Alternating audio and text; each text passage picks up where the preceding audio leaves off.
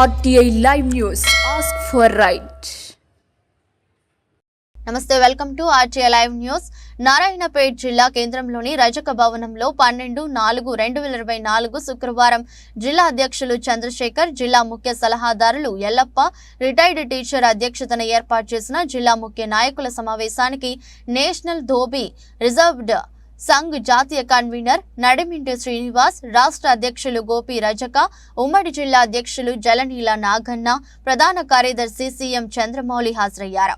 National dhobi reservation Sangh జాతీయ convener Nadiminti Srinivas మాట్లాడుతూ, మాజీ ప్రధానమంత్రి ఇందిరమ్మ 56/1984 ఆర్డినెన్స్ ద్వారా దేశంలోని ధోబీలు SC జాబితాలో చేరవచ్చని ఇచ్చిన ఆర్డినెన్స్ ను ఆనాడు సద్వినియోగం చేసుకుని 17 రాష్ట్రాలు మరియు 3 కేంద్రపాలిత ప్రాంతాలు SCలో చేరి ఆర్థికంగా, రాజకీయంగా, సామాజికంగా ఎంతో అభివృద్ధి చెందారు. మిగతా రాష్ట్రాలు అవగాహన లేక, చేరడానికి ఇష్టం లేక, ఆర్డినెన్స్ జారీ విషయంలో తెలియక చేరలేకపోయాయి. చేరని రాష్ట్రాలను తక్షణమే SC జాబితాలో చేర్చి మాజీ ప్రధానమంత్రి ఇందిరమ్మ కలలను సాకారం చేసుకోవాలని కోరారు.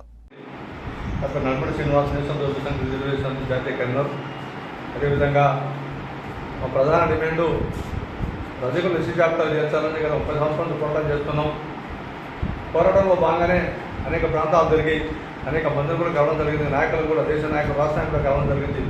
ఇప్పుడు తెలంగాణ ఏర్పడిన తర్వాత రాష్ట్ర ముఖ్యమంత్రి ఉన్నటువంటి రేవంత్ రెడ్డి గారు ఎమ్మెల్యే కాకముందు ఒకసారి ముఖ్యమంత్రి కాకముందు బాగా మాట చెప్పారు. మాకు ఈ రాష్ట్రంలో రజకులు చాలా ఇబ్బందులు పడుతున్నారు, వాళ్ళు ఎస్సీ జాబితాలు చేర్చాలని అంశాన్ని మళ్ళొక్కసారి యాడ్ చేస్తున్నారు రేవంత్ రెడ్డి సార్. మీరు మొన్న ప్రజెంట్ ఎమ్మెల్యే ఉన్నప్పుడు అయితే మాట చెప్పింది రాష్ట్ర ముఖ్యమంత్రి కాబట్టి రజకులు ఎస్సీ జాబితా చేర్చడానికి ఈ తెలంగాణ అసెంబ్లీ సాక్షిగా తీర్మానం చేసి కేంద్రానికి పంపించాల్సిన కోరుతా ఉన్నాం. సుమారుగా మా రజక జాతి ఎన్నో సంవత్సరాల జన ఇబ్బందులు పడుతూ ఉంది. అనేక ఇబ్బందులు తట్టుకొని, నాటుకోడు తట్టుకొని కూడా ఈ సమాజంలో నిలబడిన ఏకైక జాతి రజక జాతి కాబట్టి రజకులను ఎస్సీ జాబితాలు చేస్తానని ఒక మాట ఇచ్చావు కాబట్టి ఆ మాటను మళ్ళీ మేము అడుగుతుంది. ఆ రోజు ఇందిరాగాంధీ గారు కూడా అదే పని చేశారు. ఒక జీవో తీసుకొచ్చి కూడా అనేక రాష్ట్రాలు కూడా ఎస్సీలో కలపడం జరిగింది రజకులందరూ కూడా. మళ్ళీ రెండోసారి కూడా కేంద్ర ప్రభుత్వం ఉన్నటువంటి ప్రభుత్వం కూడా ముందుకు వస్తుంది.